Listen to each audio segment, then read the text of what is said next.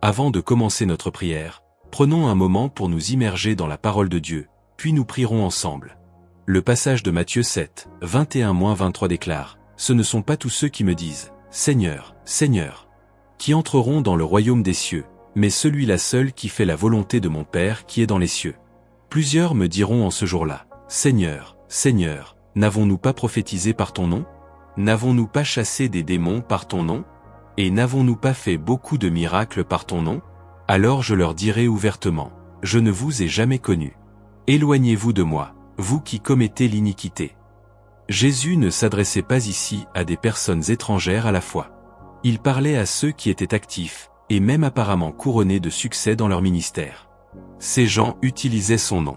Ils prêchaient, priaient, chassaient les démons, accomplissaient des prodiges. Pourtant, à la fin, il déclare « Je ne vous ai jamais connus ». C'est l'une des déclarations les plus troublantes de toute l'Écriture. Elle n'est pas prononcée pour nous effrayer, mais pour nous réveiller, nous secouer et nous exhorter. Assurez-vous d'être non seulement près de mon nom, mais véritablement proche de mon cœur. Ce passage nous enseigne qu'agir pour Dieu n'est pas la même chose que marcher avec lui. Prêcher un sermon, chanter pendant le culte, être bénévole à l'église, citer les Écritures, rien de tout cela n'est mauvais. Au contraire, ce sont de bonnes choses. Mais elles ne nous sauvent pas. Elles ne prouvent pas que notre cœur est soumis à Dieu. On peut avoir l'apparence d'un croyant à l'extérieur tout en étant intérieurement étranger à Jésus. Pourquoi? Parce qu'au cœur de la vie chrétienne, il ne s'agit pas de performance, d'une image publique ou d'une liste d'accomplissements spirituels. Il s'agit d'une relation vivante et authentique avec Jésus. C'est ce qu'il désire. C'est pour cela qu'il est mort, non pas pour que nous impressionnions les autres par notre foi, mais pour que nous puissions le connaître et être connus de lui. Dieu n'est pas impressionné par le nombre de versets que nous avons mémorisés si notre cœur est loin de lui. Il n'est pas ému par la ferveur de nos chants à l'église si notre vie privée lui est fermée. On peut tromper les gens avec des apparences, mais pas Dieu. Il voit au-delà des façades. Il voit le cœur. Jésus l'a clairement exprimé dans Matthieu 15h08. « Ce peuple m'honore des lèvres, mais son cœur est loin de moi. » Il est possible de dire tous les mots justes, de parler de Jésus, d'enseigner à son sujet, et pourtant d'avoir un cœur distant, distrait ou divisé. Dieu n'écoute pas seulement ce que dit notre bouche, il écoute ce que dit notre vie. C'est pourquoi l'Évangile ne consiste pas à devenir une meilleure personne par nos propres efforts. Il ne s'agit pas de performance, d'efforts acharnés ou de chercher à gagner l'approbation divine.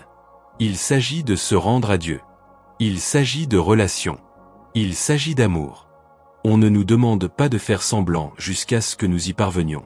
Nous sommes appelés à connaître Jésus, à marcher avec lui en esprit et en vérité, à demeurer en lui, à rester proche de lui, même lorsque nous échouons, même lorsque nous tombons. Alors, aujourd'hui, posons-nous ces questions. Est-ce que je connais vraiment Jésus, ou suis-je seulement proche de son nom? L'ai-je invité dans chaque recoin de ma vie, ou ai-je maintenu des apparences tout en le gardant à distance? Est-ce que je le suis par amour véritable, ou simplement par habitude? Car, à la fin de cette vie, nos titres, nos réalisations, nos distinctions n'auront aucune importance. Devant le trône de Dieu, notre CV ne comptera pas. Notre activité religieuse ne sera pas la mesure. Ce qui comptera, c'est la relation. Le connaissions-nous? Avons-nous marché avec lui? Notre cœur lui appartenait-il? Mais voici la beauté de l'Évangile. Tant que nous respirons, il est encore temps. Si vous lisez ceci, l'invitation de Jésus est toujours ouverte. Il frappe encore à la porte de votre cœur, disant « Viens à moi. Rapproche-toi. Commençons ou recommençons. Je veux ton cœur. » Peu importe à quel point vous vous êtes égaré, combien de temps vous avez fait semblant, ou à quel point votre foi est devenue tiède ou distante, Jésus n'en a pas fini avec vous. Il ne vous abandonne pas. Il ne veut pas votre perfection. Il veut votre présence. Aujourd'hui, n'endurcissez pas votre cœur. N'ignorez pas cet appel. Écoutez le murmure du Saint-Esprit. Revenez à un lieu d'honnêteté, d'abandon et de confiance. Revenez sans honte, mais avec ouverture. Revenez non pas pour essayer de gagner son amour, mais en croyant qu'il vous a déjà été donné. Revenez non pas pour faire plus, mais pour être davantage avec lui. Car, en fin de compte, le christianisme ne se résume pas à ce que vous savez, mais à qui vous connaissez, plus important encore, à être connu de lui. Ouvrez votre cœur. Laissez tomber les masques. Laissez Jésus entrer. La plus grande tragédie n'est pas ce que le monde pense de vous. La plus grande tragédie serait de vous tenir un jour devant Jésus et de l'entendre dire « Je ne t'ai jamais connu ». Mais la plus grande joie est de le regarder dans les yeux et de l'entendre dire « Bien joué, mon enfant. Je te connaissais. Tu étais à moi ». Ce voyage, cette joie, peut commencer aujourd'hui. Prenons maintenant un moment pour prier ensemble. Cher Père Céleste, merci pour ce moment sacré. Merci pour la grâce de pouvoir m'arrêter, respirer, et venir devant toi tel que je suis. Tu connais tout de moi, et pourtant, tu m'accueilles. Tu m'aimes. Tu m'appelles par mon nom. Merci pour ta miséricorde qui me rencontre ici, non pas quand j'ai tout sous contrôle, non pas quand je suis parfait, mais maintenant, dans cet instant imparfait. Merci pour la vérité que tu adresses à mon cœur, une vérité parfois difficile à entendre, mais pleine d'amour. Une vérité qui brise mon orgueil, mais m'édifie dans ta grâce. Seigneur, je comprends maintenant qu'il est possible de faire toutes les bonnes choses en apparence et de te manquer complètement. Je peux lever les mains dans l'adoration, dire tous les mots justes, servir dans le ministère, citer des versets par cœur, et pourtant, si mon cœur est distant, si je ne marche pas dans une véritable relation avec toi, j'ai manqué l'essentiel. Je ne veux pas de cela, Seigneur. Je ne veux pas d'une foi superficielle. Je ne veux pas d'une vie qui semble sainte à l'extérieur mais qui est vide à l'intérieur. Je ne veux pas vivre pour l'approbation des autres ou les applaudissements des hommes. Je ne veux pas construire une réputation tout en négligeant la réalité de mon cœur devant toi. Ce que je veux, c'est toi. Je veux vraiment te connaître, non pas seulement connaître des faits à ton sujet, mais te connaître comme un enfant connaît son père, comme un ami reconnaît la voix d'un autre dans une foule, comme une mariée connaît son bien-aimé. Je veux marcher avec toi jour après jour, non seulement quand la vie est facile, mais aussi quand elle est difficile, incertaine ou coûteuse. Je veux porter ta présence dans ma vie privée. Je veux entendre tes murmures et reconnaître les impulsions de ton esprit. Tu as dit, dans Proverbe 8h17, « J'aime ceux qui m'aiment, et ceux qui me cherchent me trouveront. » Me voici, Seigneur, sans éloquence, sans grande force, mais avec un cœur sincère. Je te cherche. J'ai faim. J'ai désespérément besoin de toi, non pas de plus de religion, mais de plus de relation. Jésus, pardonne-moi pour les fois où j'ai tout centré sur moi, sur mon apparence, mes actions, mes réussites.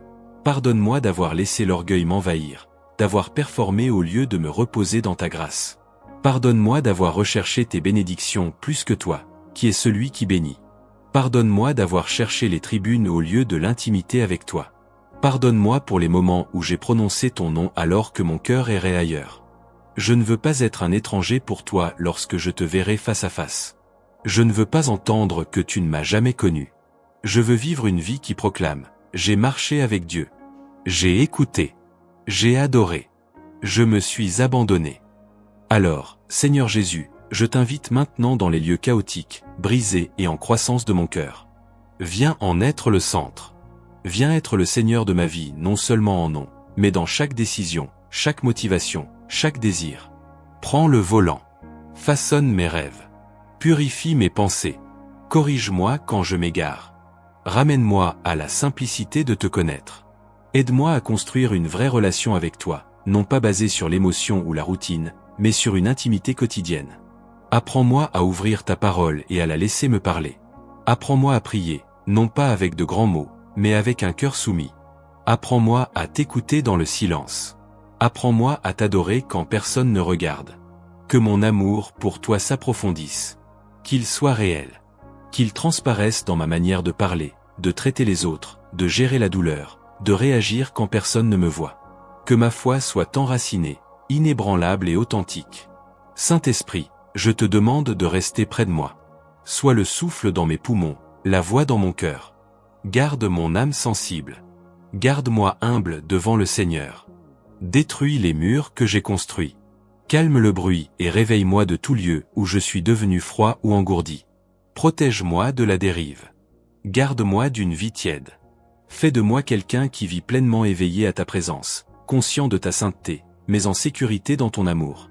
Aide-moi non seulement à parler de toi, mais à vivre de telle manière que les autres puissent te voir en moi. Car, en fin de compte, je ne veux pas être connu pour mes réalisations, mes distinctions ou même mes bonnes œuvres. Je veux être connu de toi.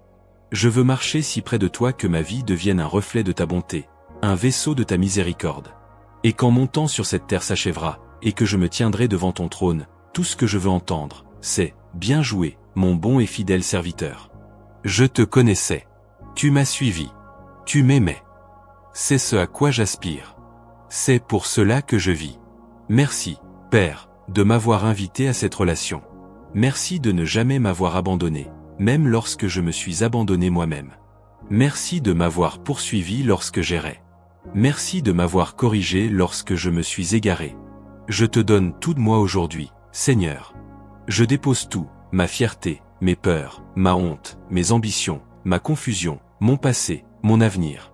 Tout est à toi. Prends ce cœur qui est le mien et fais le tien à nouveau. Au nom puissant de Jésus-Christ, je prie.